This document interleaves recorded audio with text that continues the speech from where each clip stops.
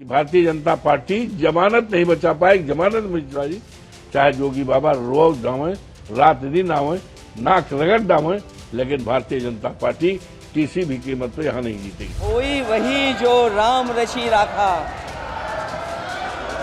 ये है उसका फैसला, जिसकी लाठी में नहीं होती आवाज। जो करते थे किसी को लाने का दावा, वो हैं खुद किसी के सहारे के लाचार। अयोध्या का बदला। योगी आदित्यनाथ ने आखिरकार अयोध्या का बदला ले लिया। बदला उस अपमान का जिसे बीजेपी ने अपने सीने से लगा लिया था। भारतीय जनता पार्टी जमानत नहीं बचा पाएगी। जमानत मिश्रा जी, चाहे जोगी बाबा रोज डावे, रात दिन आवे, नाक रगड़ डावे, लेकिन भारतीय जनता पार्टी किसी भी कीमत पे यहाँ नहीं जीतेगी। कोई वही जो राम रची राखा, ये है उसका फैसला, जिसकी लाठी में नहीं होती आवाज। जो करते थे किसी को लाने का दावा, वो हैं खुद किसी के सहारे के लाचार।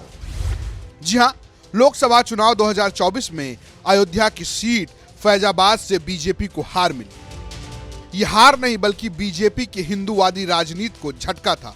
जनवरी 2024 में अयोध्या राम मंदिर का उद्घाटन हुआ तो खुद बीजेपी के सबसे बड़े नेता नरेंद्र मोदी जजमान की भूमिका में दिखे और लगा कि राम मंदिर के लहर पर सवार बीजेपी यूपी में क्लीन स्वीप कर देगी।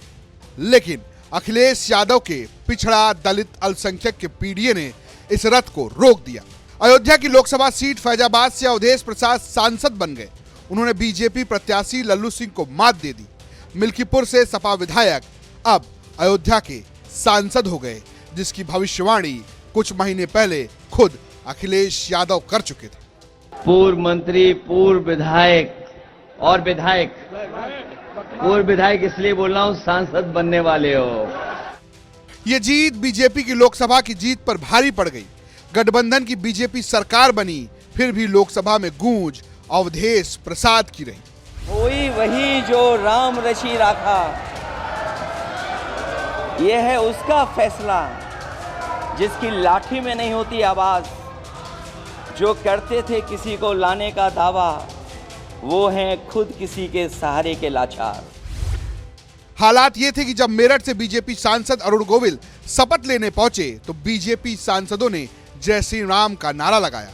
टीवी सीरियल में राम की भूमिका निभाने वाले यूपी से जीतकर लोकसभा तो पहुंच गए, लेकिन उनके बरक्स विपक्ष के पास अवधेश प्रसाद थे, जो हाथ जोड़े अभिवादन स्वीकार कर रहे थे। यह हार बीजेपी को लोकसभा में लगातार चुभती रही और फिर शुरुआत हुई मिल्कीपुर में सपा को घेरने की।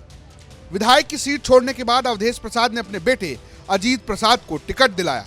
न सिर्फ टिकट दिलाया, बल्कि योगी आदित्यनाथ को खुला चैलेंज भी किया। भारतीय जनता पार्टी जमानत नहीं बचा पाएगी। जमानत मिश्रा जी, चाहे जोगी बाबा रोज डावे, रात दिन आवे, नाक रगड़ डावे, लेकिन भारतीय जनता पार्टी किसी भी कीमत पे यहाँ नहीं जीतेगी। और फिर उपचुनाव में योगी आदित्यनाथ ने बदला ले लिया और उत्तर प्रदेश की अयोध्या जनपद की मिल्कीपुर विधानसभा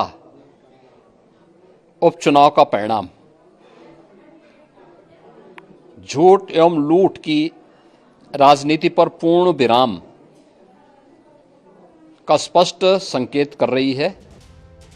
उपचुनाव में बीजेपी प्रत्याशी चंद्रभानु पासवान 61,000 वोटों से जीत गए। अवधेश प्रसाद के बेटे और सपा प्रत्याशी अजीत प्रसाद हार गए।